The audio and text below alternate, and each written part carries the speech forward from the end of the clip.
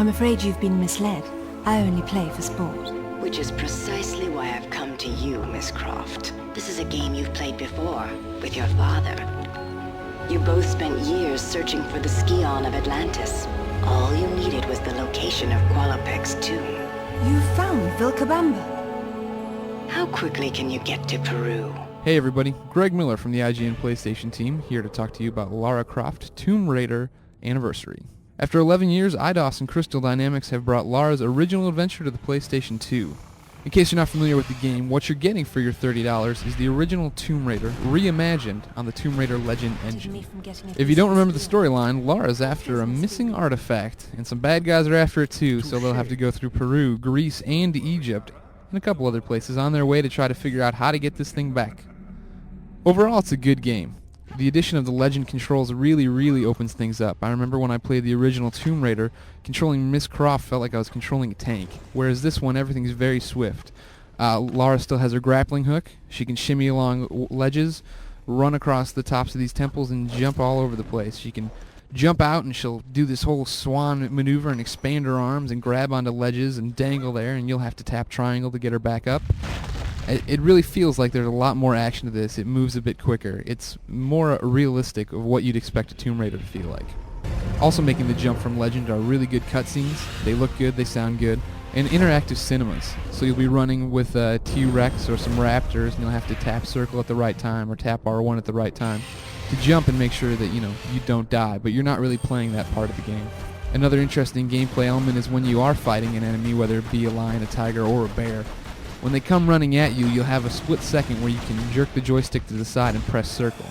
Lara will jump and two targets will appear on the screen, and if you give them the chance for the targets to come together, they'll form over a crucial part of that enemy's body, and Lara can pull off a pretty nifty shot that'll do a lot of damage.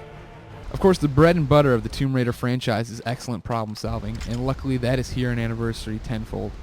A good example is in Peru. Lara will come into a pretty massive room and see some cogs, some waterfalls, and all sorts of crazy gadgets that she has to get control of and get working in the proper order to get to the next part of that level. And that's par for the course in this game. Every puzzle you come across is extremely well thought out, and it'll make you stop and look around and think. But everything's not perfect in Tomb Raider Anniversary. Sometimes when you stop to take in those levels and take in those puzzles, you'll notice some glaring jags and all sorts of issues like that as far as the graphics. They're not bad, but they're by no means as good as the PS2 could produce. Sometimes you'll be standing looking into the distance and it'll look a bit hazy. Sometimes you'll be right on top of stuff and there won't be a really good texture. Another issue I had with the game is that the camera can be too tight in some places. In a game where I need to be hopping across platforms and shimmying off ledges, I need to have a great deal of accuracy. And there'd be times when I'd get to the top of a pillar and I would just move too quickly because I'm so excited to be playing Tomb Raider. And the camera wouldn't be up with me and I'd miss a crucial element of the puzzle and I'd fall to my death. After 11 years I expected maybe the enemies would have been upgraded a bit too, and that's just not the case in Tomb Raider Anniversary. You'll come across the same bears and wolves and tigers that you're used to, but sadly they haven't, evolved much in the 11 years since you last saw them. You'll walk into a room and you'll be on top of a ledge and they'll come running at you and just continuously run into the bottom of that pillar or ledge that you're on. I hate to harp on it. We've all seen God of War 2 and we know what the PS2 is capable of, especially this far into its lifetime. That makes it just a bit sadder to be playing this game, shimming along a column, and see Lara's phantom shadow projected through the column onto the floor below. Fact of the matter is, if you played this game on the PC and then played the PS2, you'd see the difference. The PC nailed what this game should have looked like, which is sharp and pretty. When I popped Tomb Raider Anniversary into my PS2, it was a lot like going back to my high school reunion. I walked up to my ex-girlfriend and expected her to have matured a lot, become a better person.